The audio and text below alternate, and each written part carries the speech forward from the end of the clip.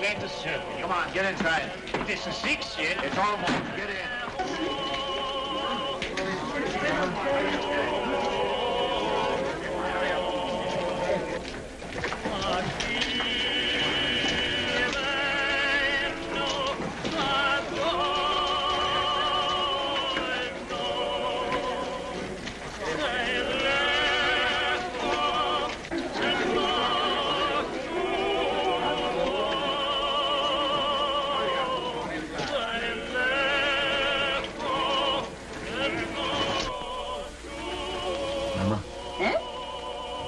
Locking up time. The money hasn't come yet. It's a long road from Hamburg. It'll be here in the morning. Yes, but if anything should happen, all that money, 10,000 gulden. Eh? So much this journey? 7,000 in one lump from Prince Lowenstein's agent, and then all the small sums, 10,000 at least. The roads are dangerous. Tomorrow morning it'll be here. Ah, we should be thankful, Maya. Business is good, eh? Nearly 1,000 gulden since morning. Mama. Eh? That agent. Did you notice him? What?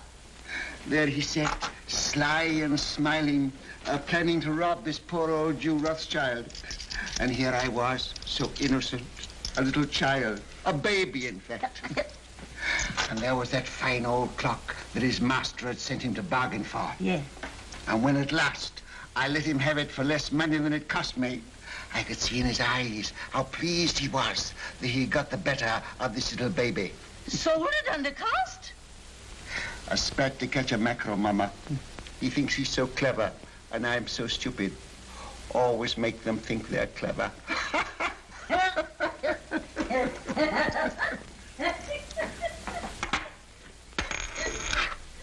Mama! Eh? I've been robbed. Maya! Bad. A whole gulden. A dead loss. Bad. Are you sure? Sometimes they're only cracked. You're right, Maya. Who gave it you? Could it be that? That agent. And I gave him some wine, too. Some of the good wine. Maya, he'll come again. Yes. He'll come again. And then, Mama, I catch my mackerel. Well, no one can ever say you don't deal fairly with your customers, Maya. It pays in the end, Mama. Now finish your accounts and I'll lay the supper. All right, Mama. It won't be very long now. The roast is almost done. Smells good. Huh? Looks good, too.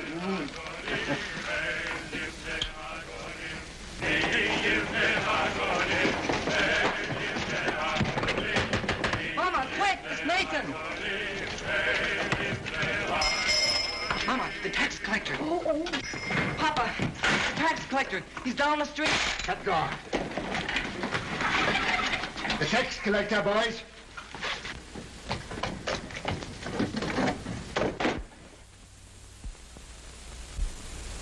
Mama, put away the silver. I have.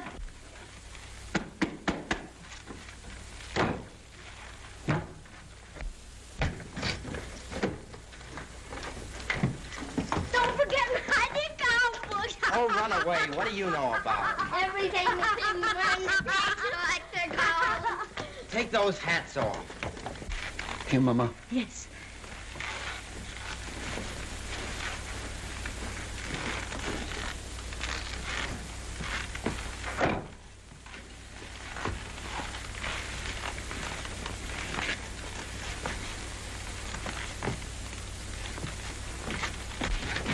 Hurry up, Carl. Come up, James. Over the fireplace. Remember, no deal for the last 5 days. Understand? Yeah, Father. Are you hungry? Not so very. Then look hungry. Look hungry. Ansel Solomon, you remain below. Mama, hide the roast.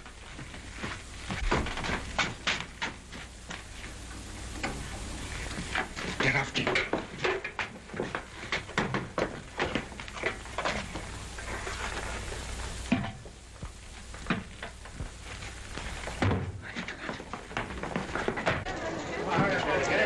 We'll take Rothschild next. Mama, take your sewing and sit there.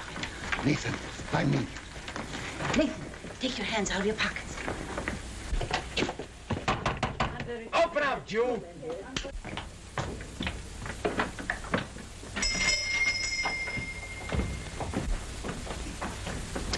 Who is it, Nathan? Now then, Rothschild, Why, it's my good friend, the tax collector. bring out your account book. Certainly, sir. Here it is. I was just looking over it. Things are very bad. I was saying to my poor wife, Dollar, this is our friend, the tax collector.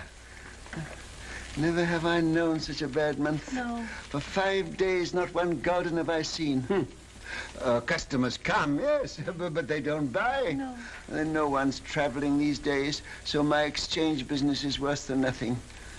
I shall soon starve. Starve, eh? Huh. Something smells good. One of our neighbors must be having a roast. Close the window, Mama. What do you take me for? Now bring out the real books. Real books? Why, Excellency, I don't understand what you mean. Rothschild, you're doing more business than any Jew in Jew Street. You're going to pay 20,000 gulden. 20,000? Why, a council of the big merchant in the city doesn't pay as much as that. That's another matter. He's outside the ghetto. He's not a Jew. Oh, if you were going to kill me this instant, I could barely raise 1,000 gulden. Upstairs. That's the house. Pull the beds apart.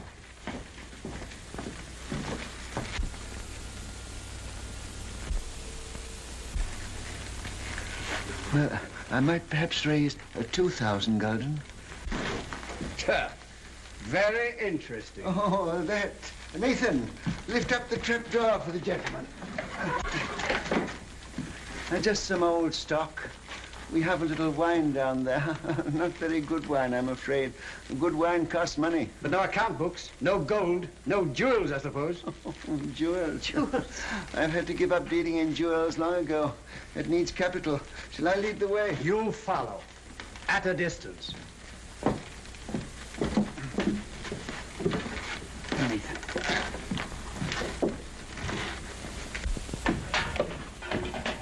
Stand up, Jew boys.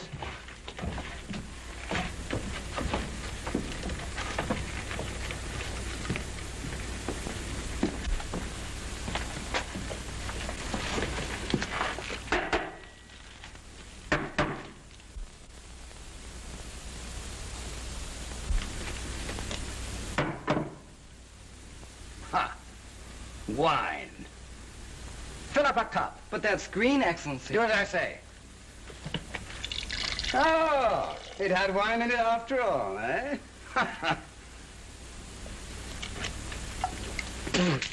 Slop. Yes, sir. That's what we drink. Ah. But there's some here that Father keeps for his special customers. Won't Your Excellency try it?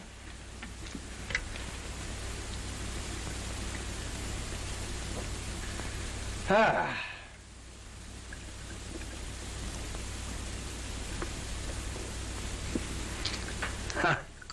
You old fox. It's good. Your Excellency does us honor. Rothschild, apparently you've been telling me the truth. So do you know what I'm going to do? No, Excellency. I'm going to charge you 20,000 gulden just the same. But I can't do it. There's not that much money in the whole ghetto. Rothschild, you'd like to pay only 2,000 gulden again, wouldn't you? Yes, Excellency.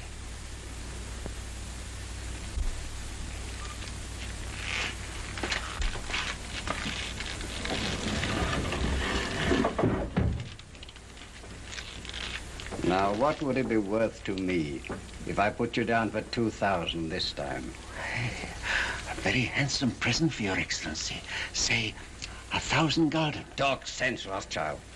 I want 10,000. Would you leave me and my family penniless? With a great deal of pleasure. Come now. Well, perhaps 3,000 gulden, but that's the limit, the actual limit.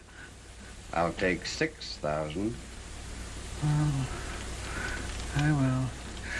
We'll make it 5,000. All right. Have it ready tomorrow. I'll call.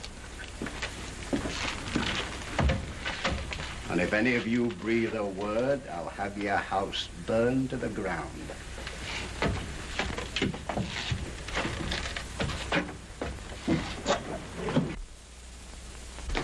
Boys, you did well.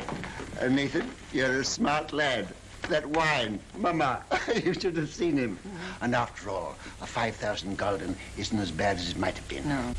But it is bad to have to pay away 5,000 gulden. Not as bad as having to pay away 20,000, Father. 6 o'clock, all Jews inside. Can't wait all night. Come on, let's get out of this den of... Shall I go after him? Oh, let him go. Mr. Rothschild! Mr. Rothschild! What's the matter? What's happened? The man who was bringing your money from Hamburg has been waylaid by the tax agents outside the city. What? They heard he was bringing the money to Jew Street. They might have killed him, but he got away. He got away with the money? No, they got it, Mr. Rothschild. They got the money. What? All of it? Yes, all of it. Do you hear that, Mama? Do you hear that, all of you?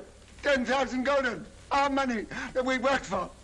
Why doesn't the Almighty strike them dead? Papa, don't get excited. It's bad for you. Listen, you are young. Your lives are before you. You've got to fight. Fight for yourselves. Fight for our people. Mama, I have to cheat the tax collector before my own children. Do you think I want to do that? I live honestly. I trade honestly. I want to be honest with them, but they won't let us. We are Jews, taxed to death, forbidden to learn a trade, forbidden to own land. They keep us in chains. They send men here to rob us. So work and strive for money. Money is power. Money is the only weapon that the Jew has to defend himself with. Oh, Mama.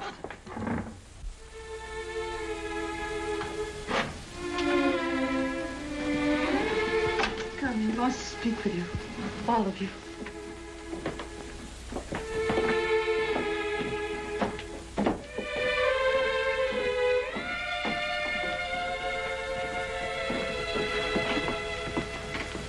We're here, Papa. All of us. My sons, when I go, I leave you in your mama's care. She is wise, far wiser than I, and good. Do always as she says, and you will grow rich. Come closer.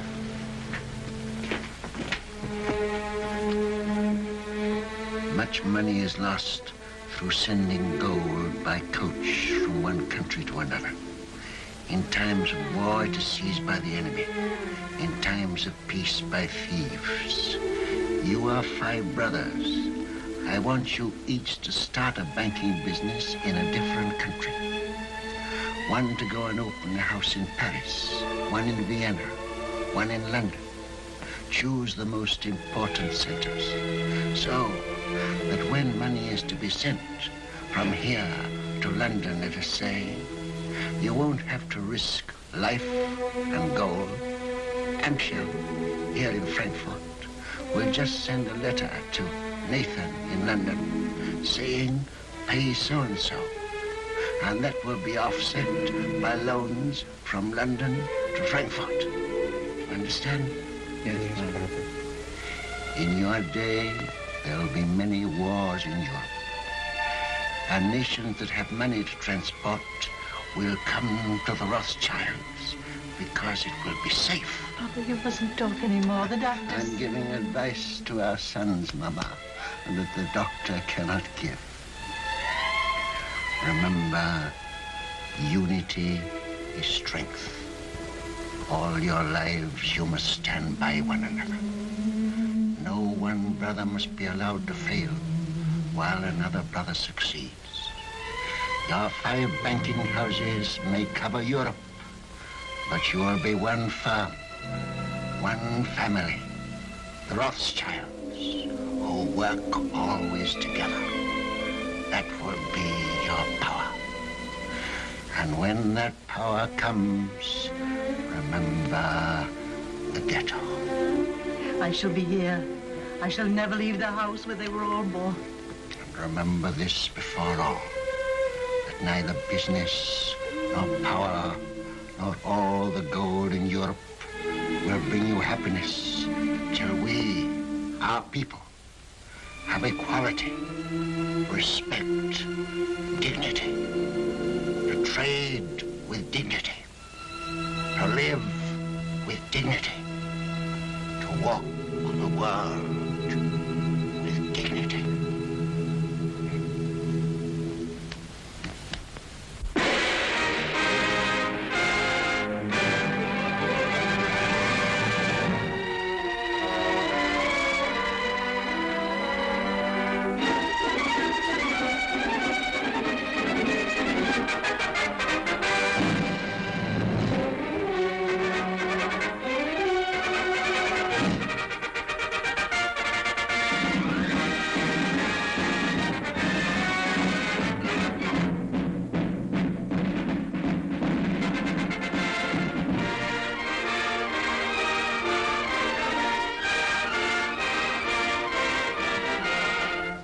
If Napoleon is to be beaten in the East, we must have 15 million florins immediately, and more later.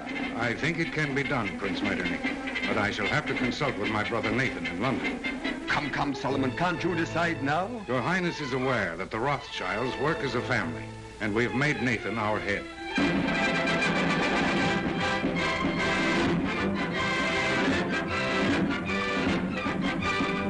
The Rothschild. There can be no peace in Europe as long as Napoleon controls Italy. 16 million ducats as soon as possible. If your Highness will keep the utmost secrecy, I will endeavor to obtain the consent of my brothers.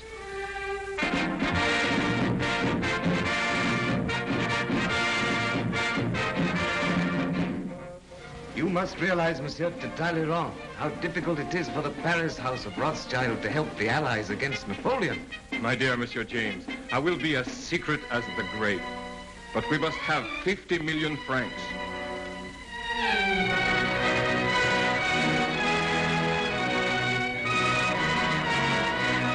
Your visit honors our house, Count Ladras. Quite aware of that, Ansel Rothschild. I wish no one to hear of it. Only necessity brings me here.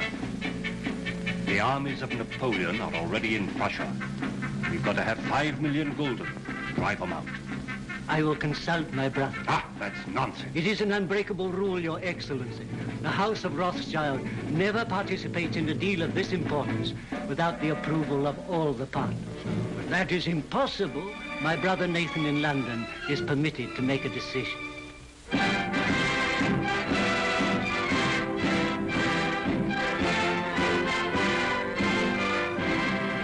It may be that just one more loan will carry us to victory. You've been most generous, you and your brothers too. And I can assure you, sir, that His Majesty fully realizes that the House of Rothschild has already contributed 10 times as much as any other banking house in Europe. Captain Fitzroy arrived this morning from Wellington's headquarters, and he's told me how much the General appreciates what you've done. Lord Wellington's language on the battlefield can't be repeated, sir. But I've heard him declare that he wouldn't swap any one of those 5 Rothschilds for any 5 of Napoleon's brigade. May I tell the Prime Minister you agree to one more loan? Do you realize, gentlemen, that the Allies are drawing on us throughout Europe? It's money that wins wars. It's money that makes wars. With £5 million, we can hold Napoleon at bay. Mr. Harris, tell the Prime Minister I decline to raise £5 million to keep the Allies fighting Napoleon. I'm sorry. But you can tell Lord Wellington that the 5 Rothschilds will let him have 10 million if he'll guarantee to smash Napoleon. Oh, excuse my hat, gentlemen.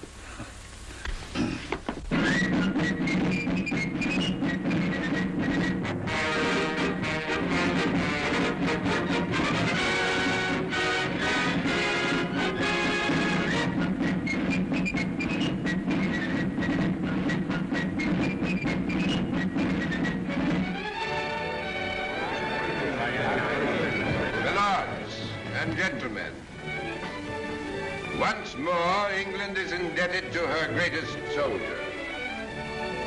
It is my privilege as Prime Minister to thank him on behalf of England for his glorious achievement. We rejoice at your safe return. My lords and gentlemen, charge your glasses. I give you a toast. His Grace, the Duke of Wellington.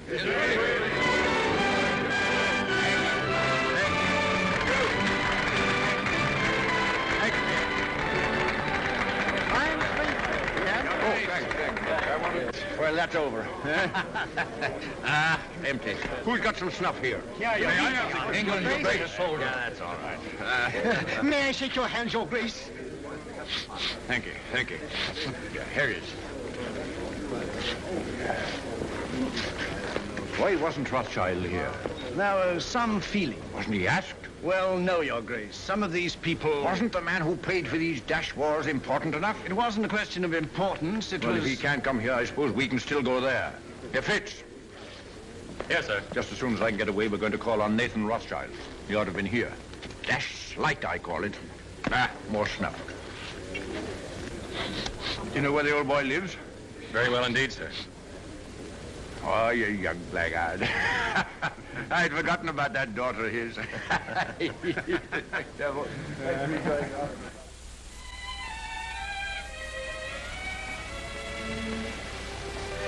Darling, No, I'm not sorry. Not in the least. neither am I. Just started. I've been trying to tell you for a long time. I've wanted to kiss you. Yes, I know that. But when it came, it was so sudden, it rather frightened me. Frightened? The captain of the guards to protect you? Ridiculous. Well, the captain of the guards is a very dangerous person. Only to his rivals. You know you're a very conceited young man. Hmm? You haven't even asked me if I loved you. Well, don't you? Yes, I do. I love you more than anything else in the world.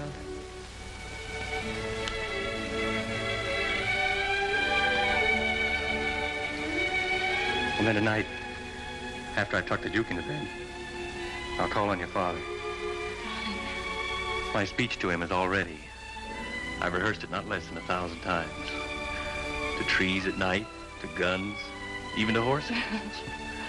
I haven't gotten a refusal yet. I'm afraid it's not as simple as that.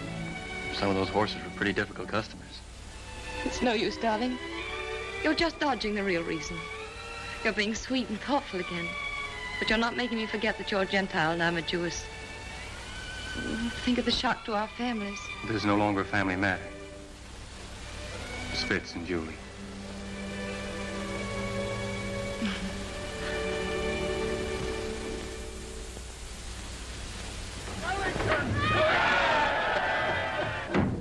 Hush, hush, hush. I've had that crowd at me heels all day. If they had any sense, it's you they'd be following around, not me. Oh, we Rothschilds have had just as big crowds following at our heels in Frankfurt, but not with cheers. Well, I'll cheer for you, gladly. And I hope one day Europe will realize she owes you something more than money. Well, my father was a man of peace. He told us never to loan money to make wars, always to end them. And that's been our principle. Well, everybody knows that and respects you for it. No, Your Grace, they don't know it, and they don't respect us. Arab bankers are jealous of us. The man in the street thinks we're just Sherlocks, and Europe hides its head for shame because it borrows from the Jews. I suppose you know it's that Prussian fellow, Count Lederans, that's responsible for that rot? I know. He hates me and all my race. He's a proper jackass, Rothschild, and he ought to be hanged.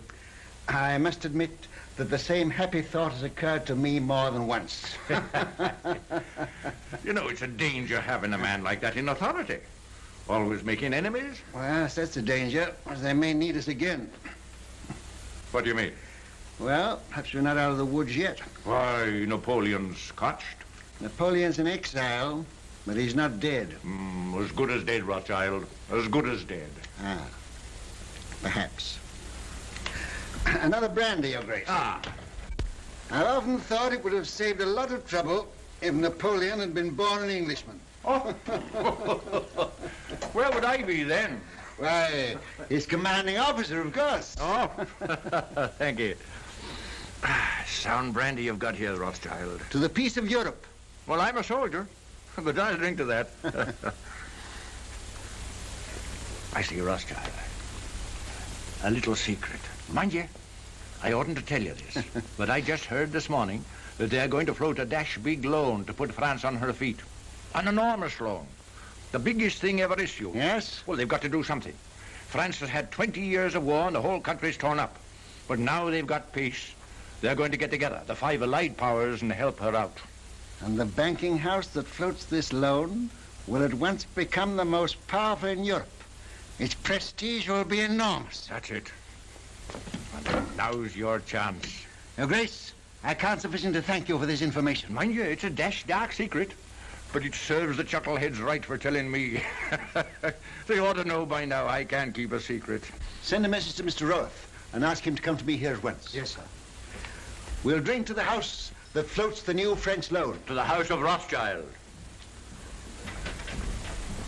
And its greatest member. Huh. Ah, there you are. Miss Julie. Your Grace? Mrs. Rothschild, you've got to watch this young rooster. I'm beginning to understand now why you were always asking for leave to return to London. Now that you do understand, I trust you'll let him come more often. It's against the regulations. Oh. I only saw Julie 5 times, sir. And once when you sent him with the dispatches to the Prime Minister, Julie was waiting for him at the corner of Downing Street. That I hope isn't against the regulations, Your Grace. Not if he didn't speak to you. We didn't think you knew about that, Nathan. Ah. I'm afraid it's time to go, Your Grace. All right. You can't fox this man. He's a magician. There's no question about that. Oh, I say, Rothschild, I've been told you knew about Napoleon's abdication 2 days before the War Office did. Is that true? Yes, but then the War Office never knows anything for 2 days after everybody else knows it. Yes, and then they take 2 more days thinking it over. But how did you do it? They say Indians get things by putting their ears to the ground, but you're not an Indian, are you? No, just plain Jerusalem, with a heart of gold. Ah. Well, I know something about sending dispatches. My man Fitzroy here is the best at that. But if I had 20 Fitzes, I couldn't do it in that time. You knew about Napoleon's abdication almost as soon as it happened. How the deuce did you do it? A little bird whispered in my ear. Oh, you don't intend to tell me, eh? Well, I don't blame you. Fitz, we'd better go before he makes us disappear like rabbits in a hat. Mrs. Rothschild, you've a charming home. And a charming daughter. Your Grace. I hope that dash crowd's gone. Ah, again. Are they still there? And this is the man who faced the Grand Army. Hush, here, Fitzroy. Yes, sir. Brandy before the charge, always. Ah, there's military tactics for you. There's a young man who'll be a general someday. Thank you. Well, goodbye, Rothschild. And remember, it's a dark secret. 1,000 thanks, Your Grace.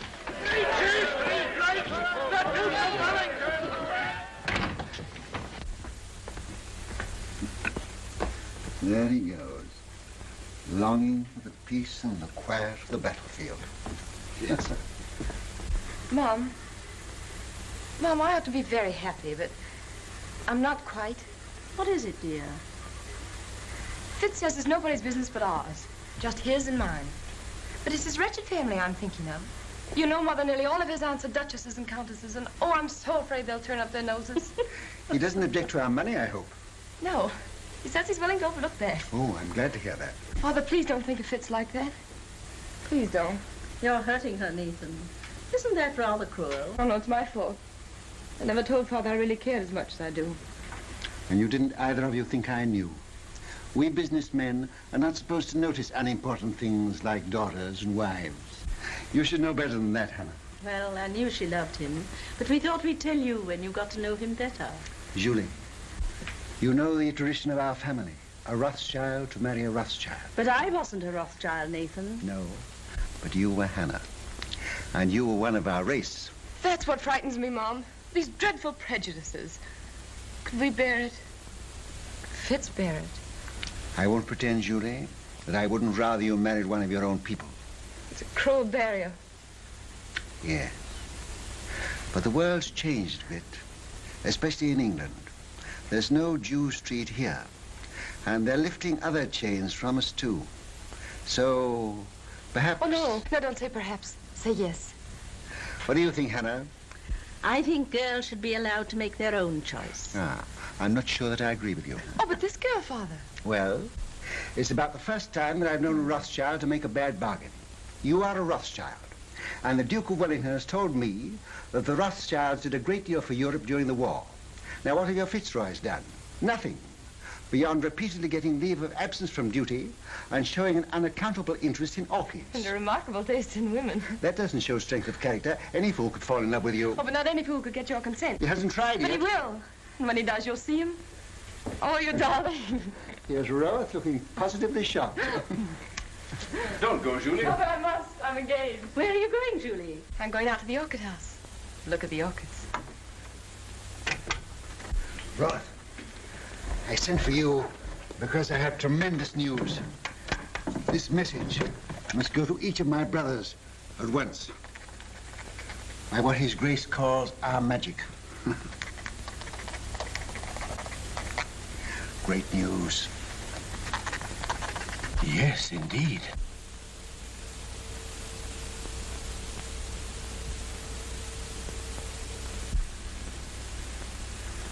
Let me have the earliest possible dates on which all private loans can be recalled. Give instructions to grant no more private loans until further notice. I must know at once the exact extent of our available capital. The most important deal the House of Rothschild has ever attempted.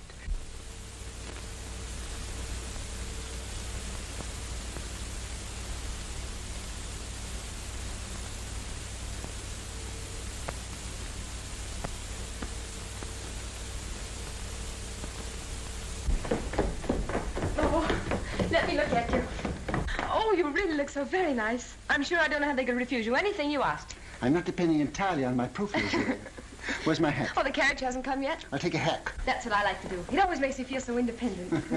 Sure you won't let me put a little perfume on your handkerchief? Quite sure.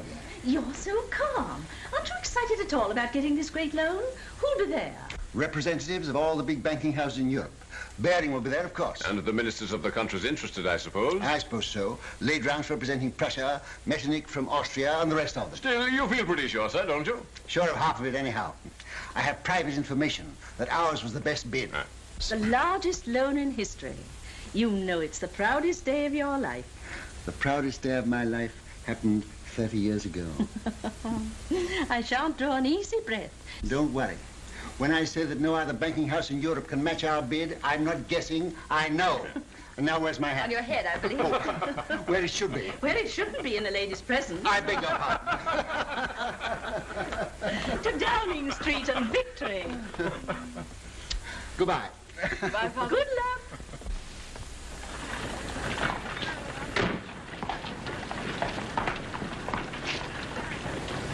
Thank you, sir. But, Mr. Rothschild, even your daughter, Miss Julie, pays me more than this, sir. Miss Julie has a very rich father. I haven't. Mr. Rothschild. Mr. Gameler. Mr. Rothschild. How do you do? Very well, sir. How are you, Rothschild? Hello, Hope. Am I too early or too late? Early. They're still in the conference room. Oh, thanks. My lords and gentlemen.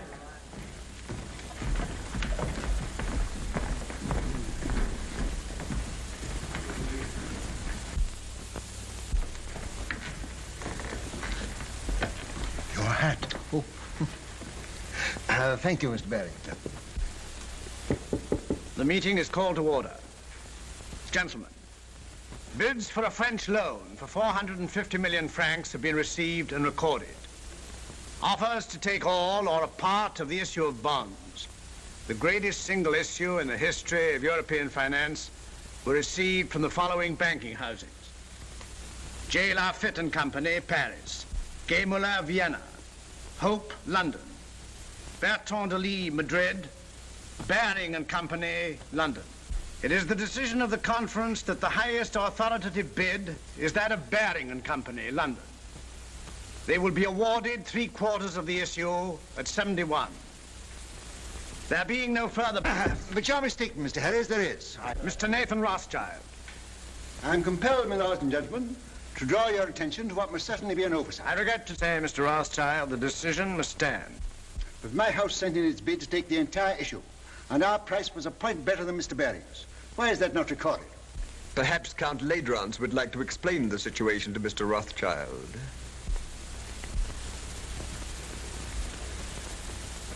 Your Excellency. Your bid was received, Mr. Rothschild. But to put it as delicately as possible, it was thrown out, shall we say, on a technicality. A technicality? What am I to understand by that? You are at liberty to give my statement any interpretation you choose. You mean, in brief, I am a Jew? Likewise, in brief, I do. Gentlemen, I must accept your decision. But since Count Ladrance has been frank enough to admit the reason for our exclusion, I venture to advise him that these attacks on my race are ignorant and futile. He may strike and strike again. A Jew falls, 1,000 are wounded, but the race lives on. For unfortunately for His Excellency, we are evidently eternal.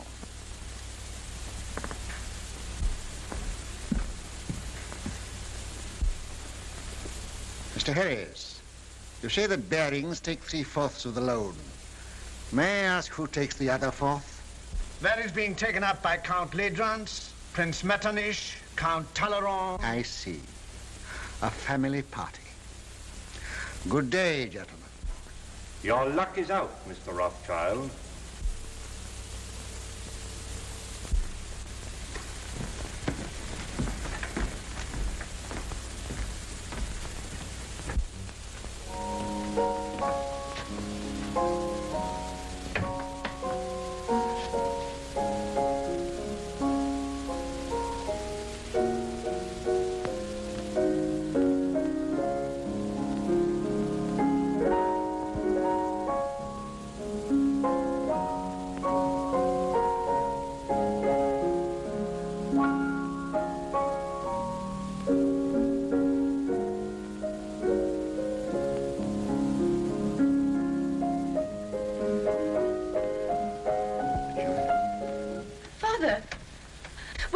News. How stands the House of Rothschild? Well, they've been throwing stones at it. And I'm afraid some of the stones went wild and hit you, Julie. What do you mean? I've just come from a meeting of men in society, the kind of society to which Fitzroy belongs. And they stoned me because I'm a Jew. Fitzroy isn't that sort. Julie, you must give him up. Give him up? I can't. I know best. But you don't love him, I do. Will he continue to love you? Father, this isn't like you. You've always fought for what you wanted and got it. Well, perhaps I'm a fighter, too. This fight's been going on for 2,000 years. But things are changing. You said so yourself. I was a fool. I thought we'd swept away these prejudices, but I was a fool. Fitz knows what he's doing. We've talked this thing all over. We're ready to face the consequences. While you're young. But what are the years to come? There's no one else in the world for me but Fitz, and I won't give him up. Well, Nathan, what is it? They didn't outbid you. Yes. My bid was thrown out on a technicality. A technicality? Because I'm a Jew. But they did me a great service. They showed me just how they were going to behave to Julie if she married into their set. You'll do as I bid you. I'll try, Father. Nathan, what have you said to her? You can't ruin their lives. No, I'm going to save them. Hannah, she mustn't continue to see this man. You must get her away. But where? Take her to Frankfurt and take her at once. Excuse me, sir.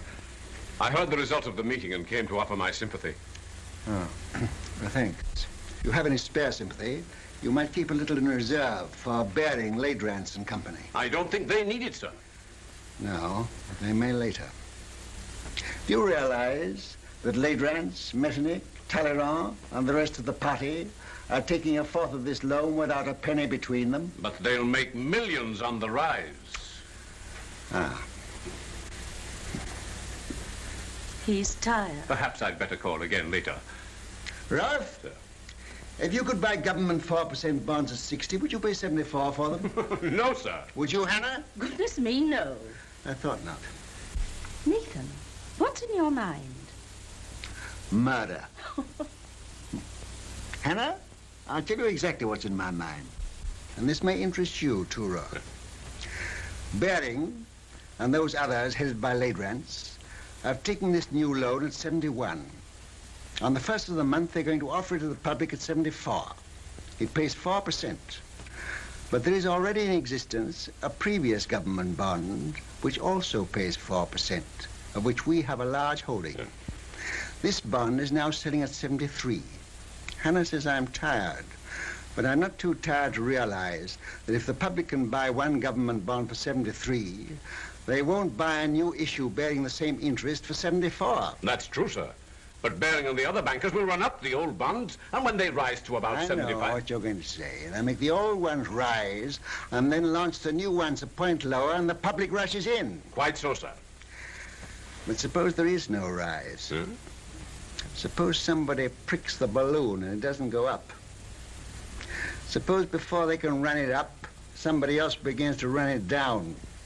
Suppose by the first of the month, these old bonds now selling at 73 should fall down to 63. Then they couldn't possibly launch the new loan at 74 because nobody would buy it. No. And Baring and Ladrans and his little band of bankrupt brigands will wait for it to go up. But suppose instead of going up, its tier goes down to 55, to 50, to 45, to 40, why they'll never be able to launch the loan at all. And by gad, that's where it's going.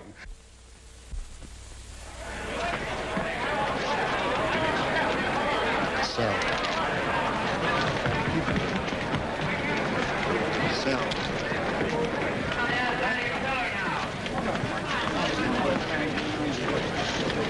Sell. Look at Rothschild. You'd think he was selling apples instead of government bonds. Bonds are now at 53. All right. I'll keep on selling till I tell you to stop. You're creating something like a panic on the exchange, sir. I know. What kind of a flower is this that Hannah gave me this morning? I don't know, sir. Very pretty. Smells nice, too. Mr. Rothschild, do you know what you're doing to the market? What have you heard? My dear fellow, I don't hear things. I just imagine them. You know what kind of a flower this is? No. 52! 52! That means I'm down about 25 million francs. And you the same, Ladrans. Can't something be done to stop him, Baring? You're the biggest banker in England. Are we all to be ruined by the gymnastics of a dirty Shylock?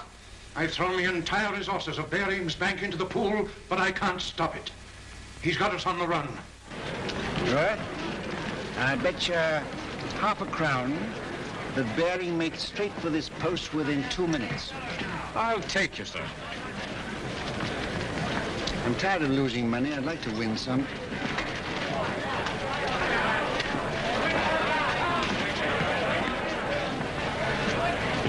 You're a magician, sir. Here he is. Mr. Rothschild, I don't have to tell you this is nothing less than slaughter. You know my position.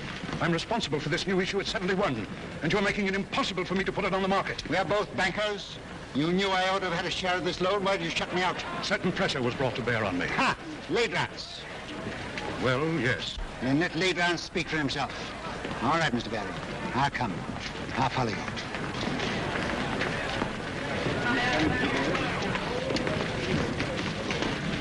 About how much has this thing cost us up to now? About £5 million. All right. We'll make 10.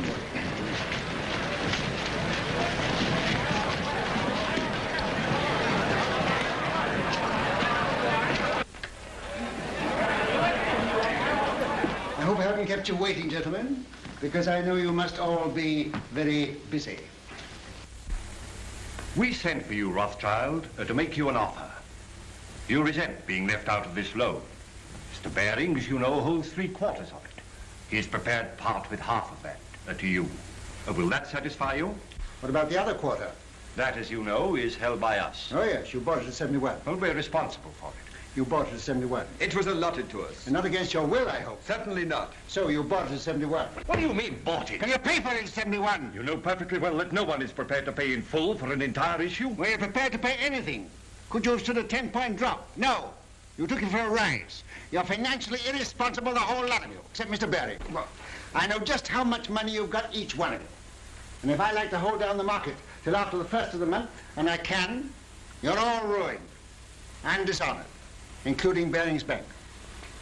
Now, I'll rescue you on one condition. That you pass me the entire issue at 68. That's impossible. Now, what excuse can we offer to the public? Just say it was found necessary. On what grounds? Oh, on a technicality. No. Very well. Wait, please. We have to deal with Mr. Rothschild. Under the circumstances, I consider his offer a generous one. And as the head of the House of Baring, I insist on Mr. Rothschild's terms being accepted. What?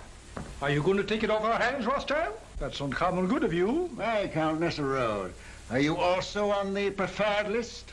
Yes, but I much prefer to be off of it. Well, we've no choice. I accept. I say yes without hesitation. Complete Rance? Very well. To save time, I had this little contract drawn, which I shall ask you gentlemen to sign.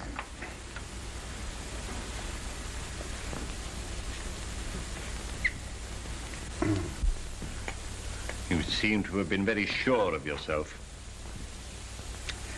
I was. Quite. Will you sign first?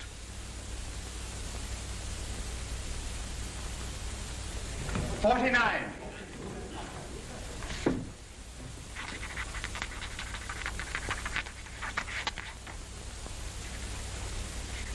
You won your fight with me, Jew. But remember, victory may be bought too dearly.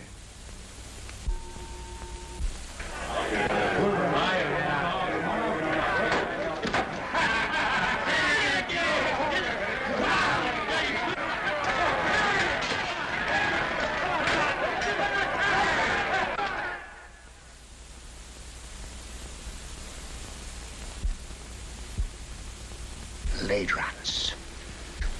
What are you going to do, sir? I'm going to Frankfurt. I'll leave within an hour.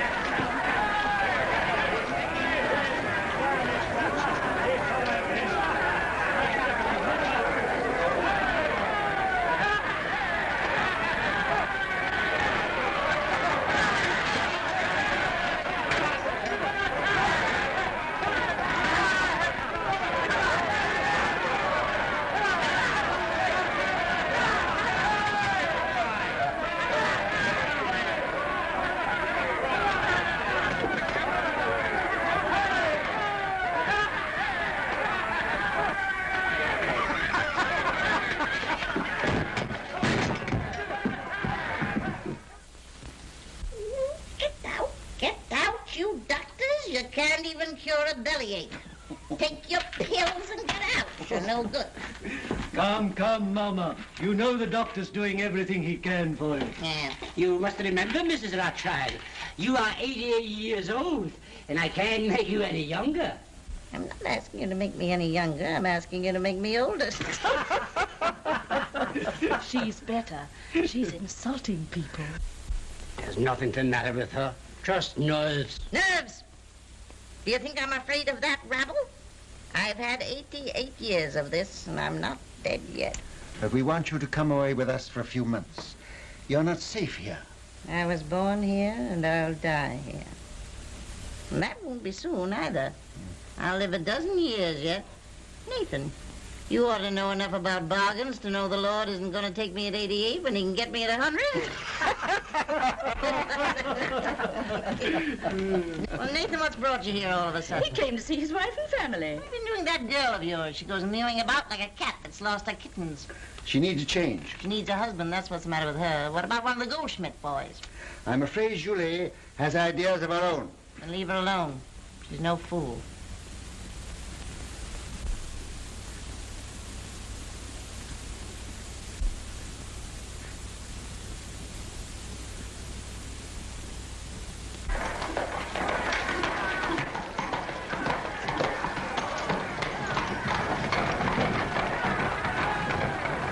Can you tell me which is the Rothschild house? Yeah.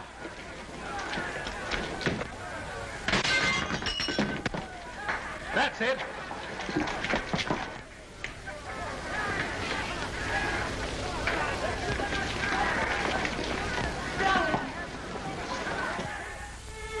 What's the use of our pretending? I don't pretend to Father. He knows exactly how I feel. But you see, darling, he's determined too. But you know we can't give each other up. Sending you away from me only makes matters worse. Did you tell him you'd give me up? I told him I'd try. I don't seem to be trying very hard, do I?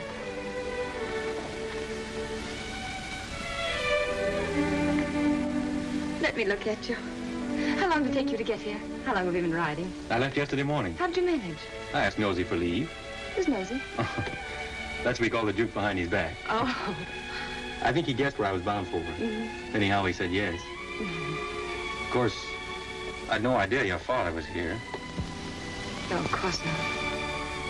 What are we going to do? I'm going to see him and have it out. Fitz, Oh, darling. Won't you see this through with me somehow? I've got you and I'm going to keep you.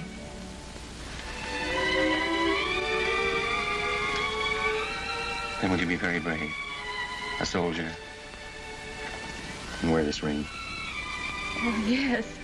It's one of those family things. My mother wore it. Oh, it's lovely. What's the meaning of this? Father, Fitz has only just arrived. I saw him and brought him in here. Does your mother know? No. No, nobody knows but us. Why are you here? You knew my wishes? I came here for the same reason you did, sir. I heard there was trouble and Julie was in danger. Go to your mother. I'd rather stay and hear what you have to say to Fitz. Please go, Julie.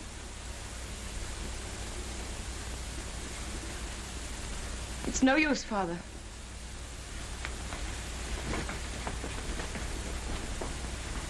I had a good reason for keeping you and my daughter apart.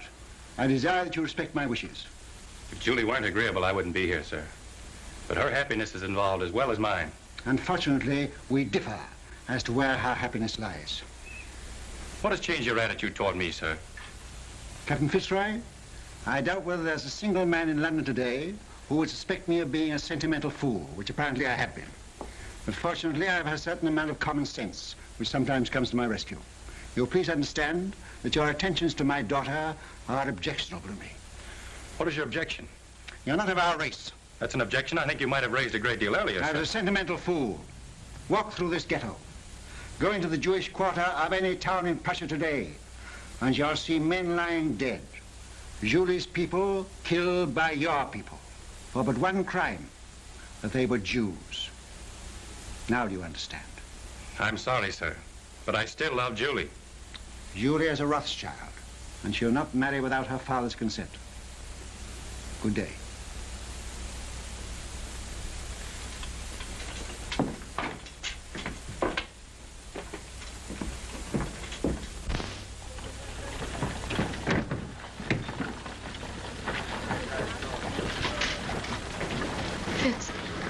Fitz, no matter what happens, no matter even if what Father says is true, I love you. Always.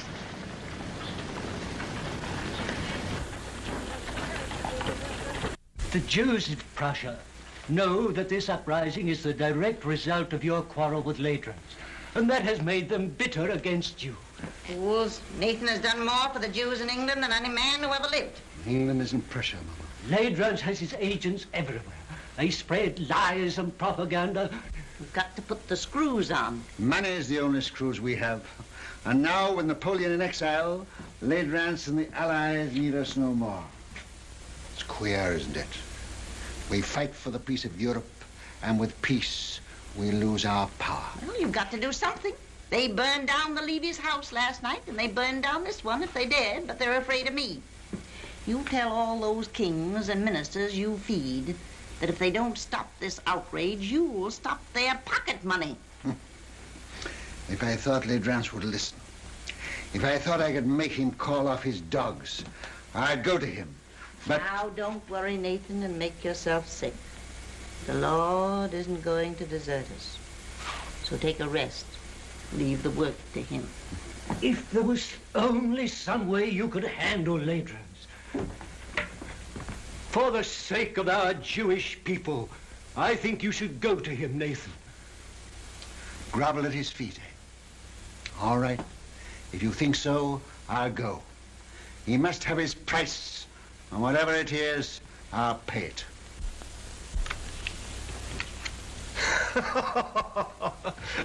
I'll make you gentlemen pay for your wine. The cards seem to favor you tonight, Your Excellency. Well, they should. They're my cards. Colonel. Any news? Good news, Your Excellency.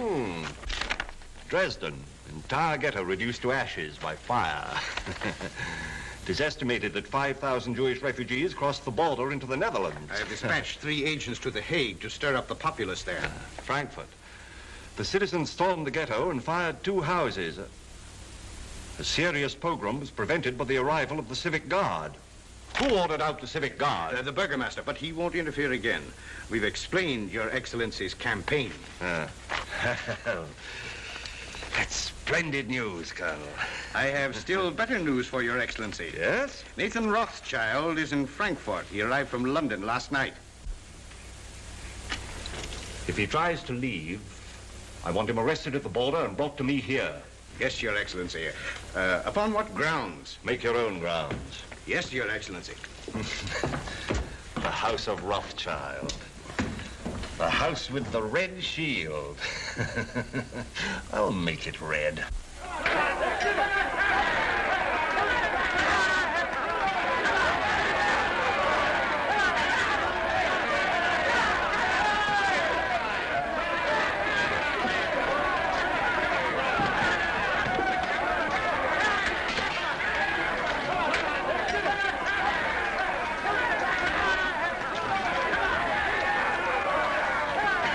That's him, the one in the heavy coat. Goodbye, sir. And I promise you I won't come back without an agreement from Ledrans to stop this pope, whatever the cost may be. May God be with him. Send word to stop his carriage as he starts to pass through the city gate. Seize him and place him under arrest. Quick. Mr. Rothschild! Mr. Rothschild! What is it, Schumann? This message just arrived at the office, sir. It's from Mr. Nathan. Me? Yes, sir.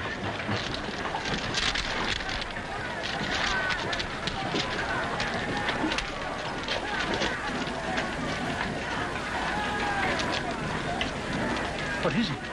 Napoleon has escaped from Elba. The French are rallying to his banner by thousands. This means war. Another war. Now you can go to Ledrans. Now he needs you, and we'll have to see him. No, I won't go to Ledrans. Ledrans will come here to the ghetto. Michael, bring my baggage back. I'm not going. Very well, sir. Of course, Wellington, I'm Prime Minister, but you're the idol of the people. My dear fella, I'm going to retire quietly to the country, surrounded by me dogs and me books and... Yes? For His Grace. Ah, for me, eh? Will you excuse me? Yes, yes, yes. Oh! That blasted little Corsican is back. What? Oh, Ledrans. I gave orders not to be disturbed. It's important, sir. Word has just reached us. Napoleon has escaped and is in France mobilizing his army.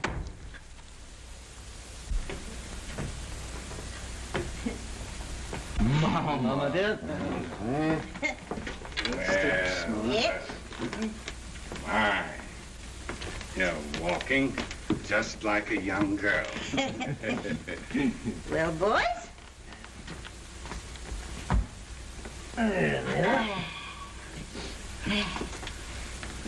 Come here. Let's have another look at you. Yeah, you're all growing up, aren't you? Nathan, I think you're getting fat. I'm proud of you. All of you. Your father would have been 92 today. Ours is the richest banking house in Europe, and we're still being kicked. It looks as though we haven't played our cards very well, doesn't it? Perhaps we haven't. I'm not criticizing. I think we're open to criticism, Mama. And that's what has brought us all together here today. Oh, is it? I thought you came here to see me. It seems it takes a war and a Jewish pogrom to get us all together nowadays. Now, that's not fair, Mama. You know we're Well, almost don't let's waste time in compliments. What have you come for? James. Nathan, you run the English house, and so you have the sea between you and trouble. But we, Carl and Solomon and Amschel and I, are here in the furnace. I know. And with Napoleon on the map again, our position is intolerable. Napoleon will be in Paris in a week, with the whole army rallying to his banner and deserting Louis. Napoleon's soldiers must be paid, and if he can't borrow money, he'll take it. Has he suggested a loan? Yes. He sent for me as head of the Paris house. I went to see him in Lyon, and he made a definite proposal. Now listen, Nathan, before you give an opinion. We've issued 450 million francs worth of bonds for a government which started packing at the first blast of a bugle. Napoleon guarantees the payment of these bonds down to the last centime, and on future loans he agrees to double the interest offered by his enemies. What have the Allies to offer us? From the simple standpoint of business, we shouldn't hesitate a day longer. A refusal to support Napoleon means not only the probable loss of a murderous sum, but James's Paris business, my Naples business, will be wiped out like that. And Amschel's and Solomon's are in great danger. It's no longer a question with me. We should support Napoleon. As far as I can see, the Allies seem to be under the thumb of a tyrant from Austria and a scoundrel from Prussia. Metternich and Ladrans. Mama has said we are still being kicked. And she's right. For a quarter of a century we have stood with the Allies, and apart from what we've got out of it personally, houses, fine clothes, carriages, as Jews, we are just where we started, in the Jew street, waiting for the chains to be put up. I agree with the others. We've got to transfer our support to Napoleon and start over again with him. Well, son? You're right, all of you. Every word you've said is true. But still, we must fight Napoleon. Why? Well, because we're the Rothschilds. For the time being, anyway, we are something more than 5 rich Jews looking for the main chance. We know, the world knows, that until Napoleon is gone forever, there can be no peace in Europe for Jew or Gentile. You can't deny it, any of you. We've got to take the risk. We've got to swallow our pride, to stomach our resentment. We've got to go against every normal, selfish impulse in us and do what is right for the world. We can go hand in hand with Napoleon and spread this war over years. We can pay for fire and blood till all Europe is a slaughterhouse. And the Jew would stand as a pawnbroker in lives. We can't do it. We must stand as we've always stood. Not for war, but for peace. And if we all go down, we'll go down with honor. We leave no shame anywhere. My son, that is what your father would have said. You're right. I agree.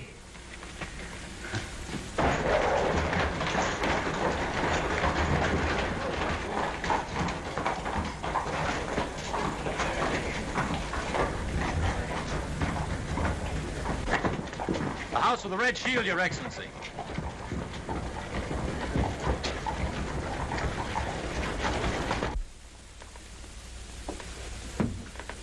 The Philistines are upon us. Who is it? Metternich, Talleyrand, and Ladrans. Could that be the tax collector? Something very like it, Mama. Is Mr. Nathan Rothschild here? Your Excellency will enter.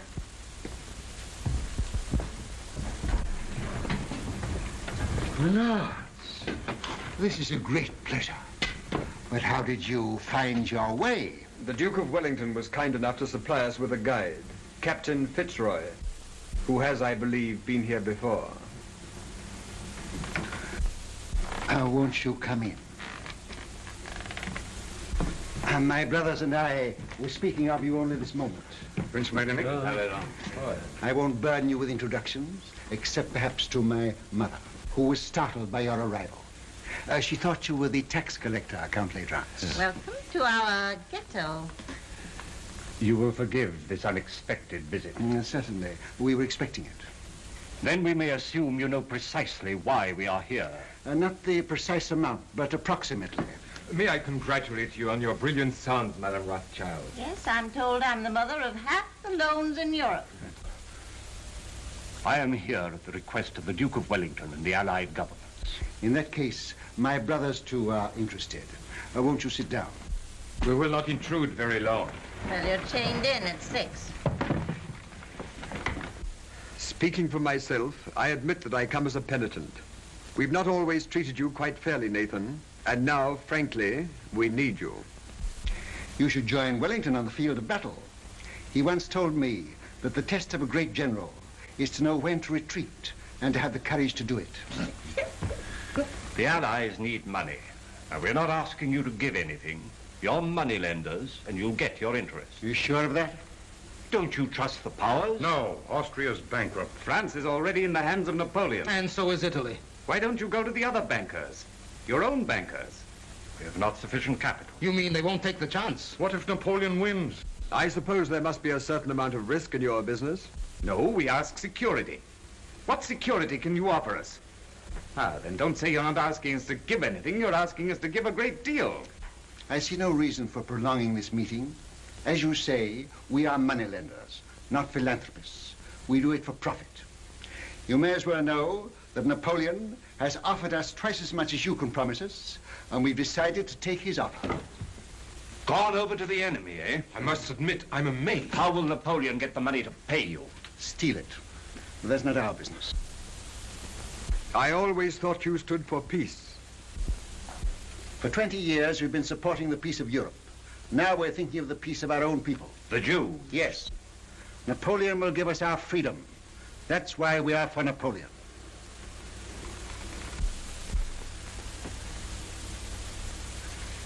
Is that your only reason for deserting the Allies? I resent being cross-questioned by you, Count L'Aidrance. I think His Excellency was about to make a proposition. Oh.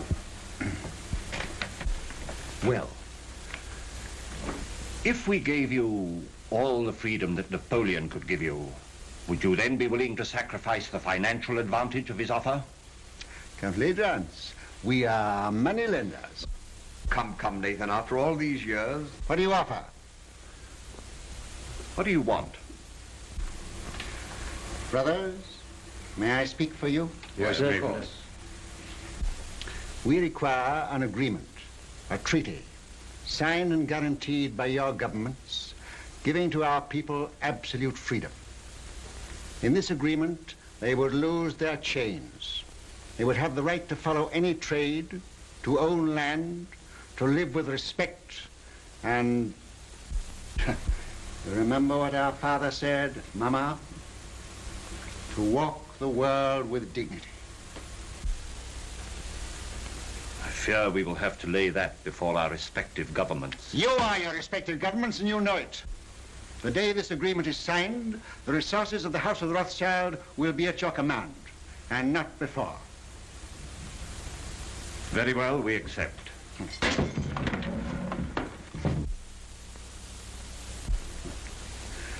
Pray excuse this, my lords. Some Gentile has evidently strayed into our quarter.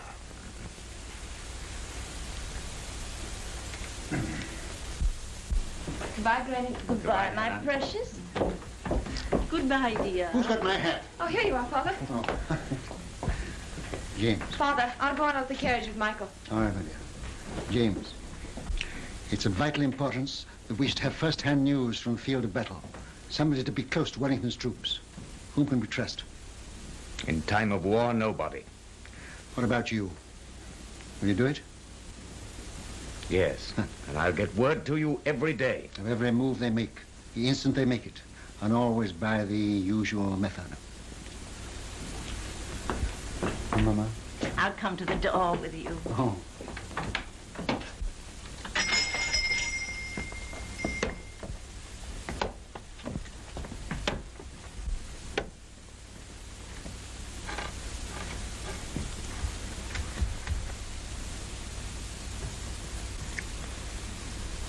You won't let it be a long war, will you?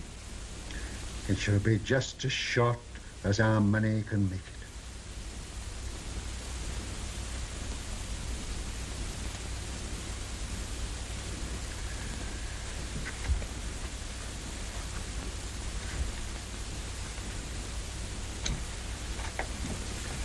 Good luck.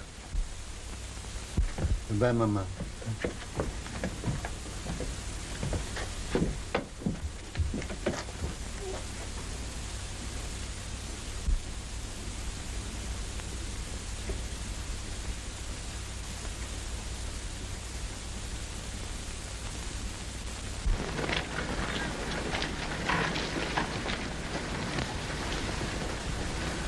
It's a horse, dear.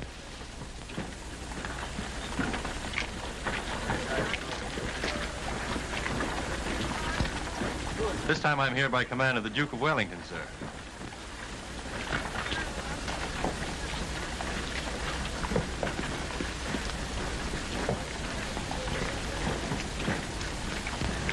Give me the ring quickly. Darling.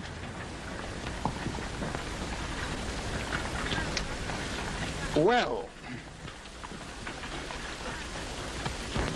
I must say I hope the entire war isn't going to be conducted on this romantic basis.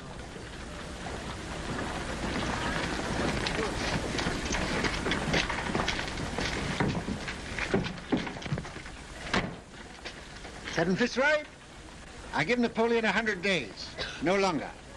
If at the end of that time you're still alive, and you seem to be the type of young man that can't be killed, you can come and talk to me in London. Thank you, sir. I shall count the days.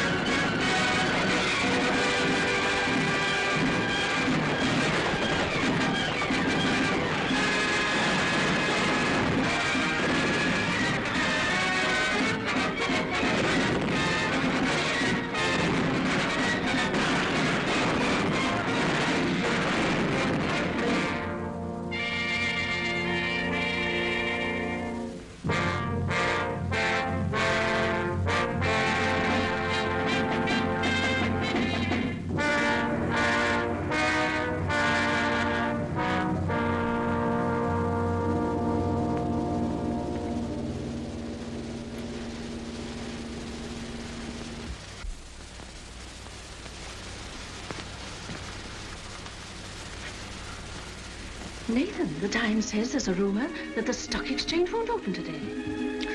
I wish it were true, but it isn't. Hannah, sit down. When people become rich, very rich, they have grave responsibilities. I know. I mean moral responsibilities that come with money that poor people never know. Yes? Could you bear to be poor? Really poor?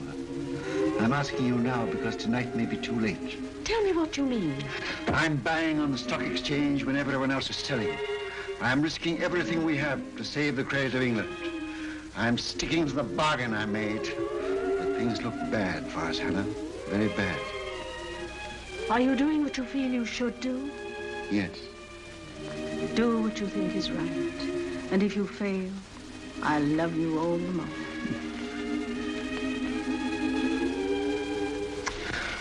And whatever happens, with your love and your flower in my buttonhole, I'll still be the richest man in the world. Father, Mr. Rhodes brought a message. May we hear it? It just came, sir. I thought you should have it before going to the exchange.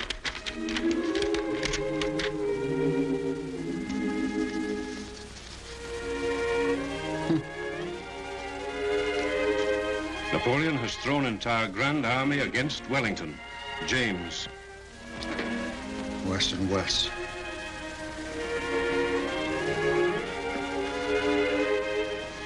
Foolish you, lady. These are hard times for young lovers. Father, you said you gave Napoleon 100 days. This is the 100th day. Fitz hasn't come back to me.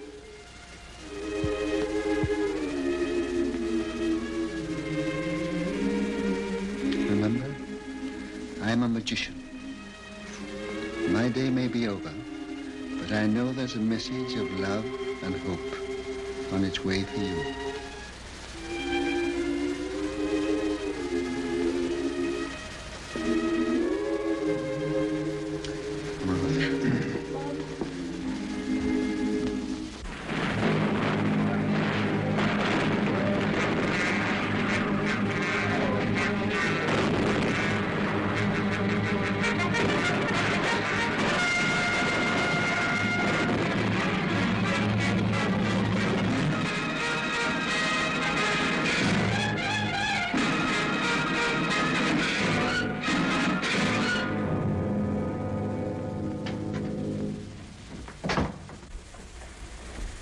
Am I to continue to buy?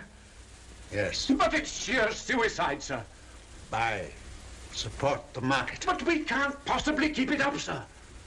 How long? It's 2 hours to closing time. I can't hold on for 2 hours. Then stop this insane buying.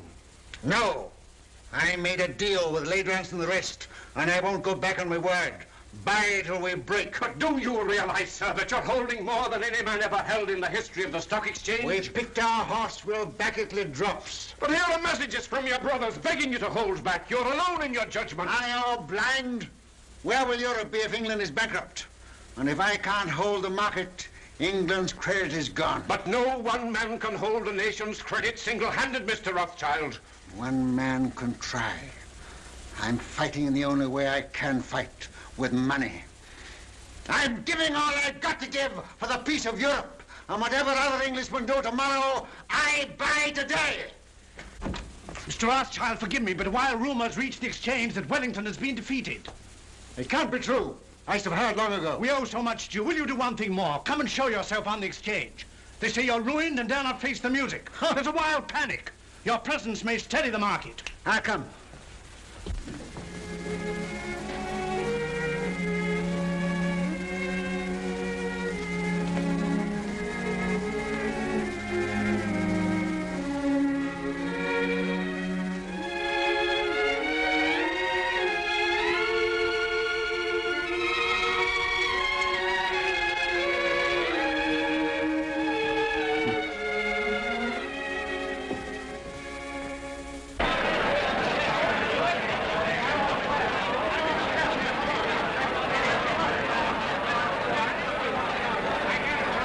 Too late, Mr. Rothschild.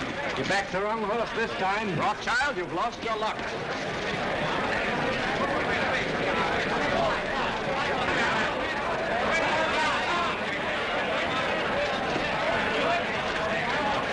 Michael. Buy. Buy. Yes, buy. Have you had any news? What do you think about this rumor? I don't listen to rumors, Mr. Baring. You hear what they say? Wellington defeated. You mind telling me what you're going to do? I have no objection to all London knowing what I'm going to do. I'm buying.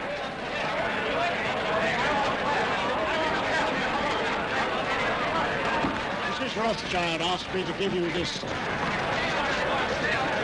Did she come here to the exchange? Myself? Yes.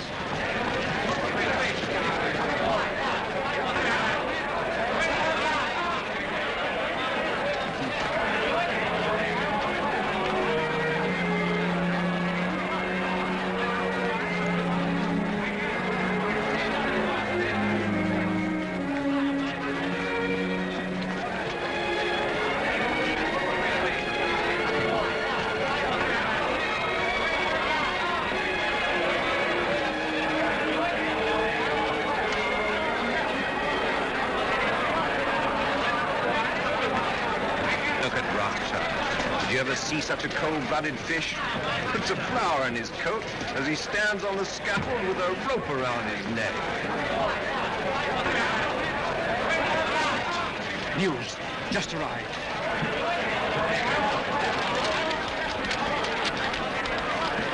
And James.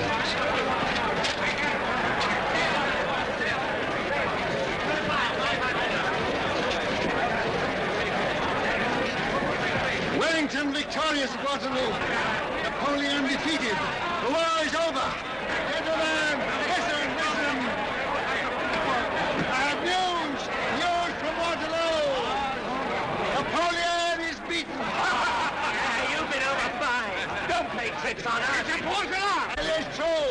Wellington has won at Waterloo. Where? How did you get the news? Yes, how did you get the news? I carry a pigeon. By pigeon post from the battlefield. Now you know our secret. Now will you buy? Buy with every security you have. Buy without security. Buy with the coat on your back. Buy.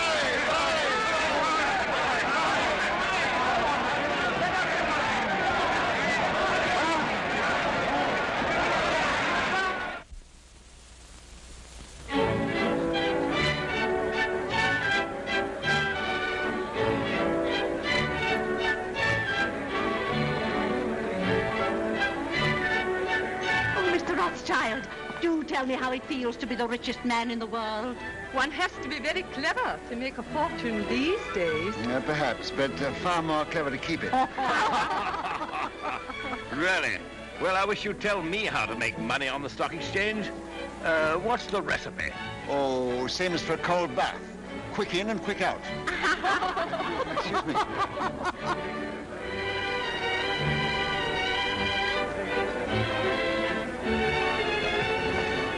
Take your hands out of your pockets.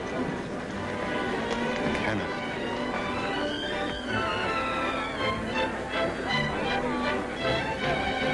Strange, isn't it? As young people like that should be just as interested in romance as you and I are.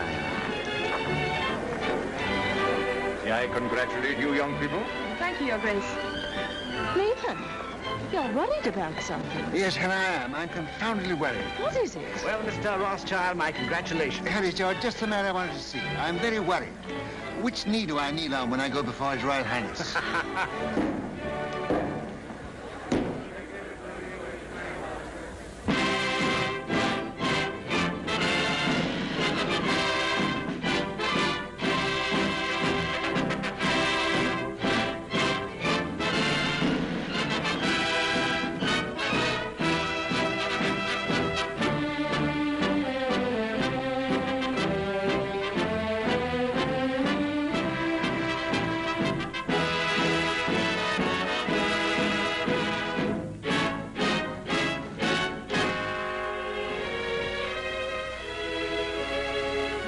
England is deeply grateful to her adopted son, who by his generosity and courage played so large a part in bringing victory and peace to Europe. His loyalty never wavered. His faith in England never faltered. To England, he has brought nothing but honor. And for England, we thank you, Baron Nathan Rothschild.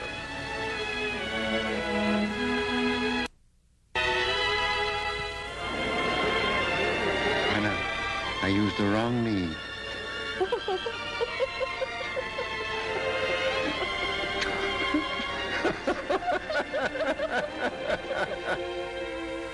To trade with dignity. To live with dignity. To walk the world with dignity.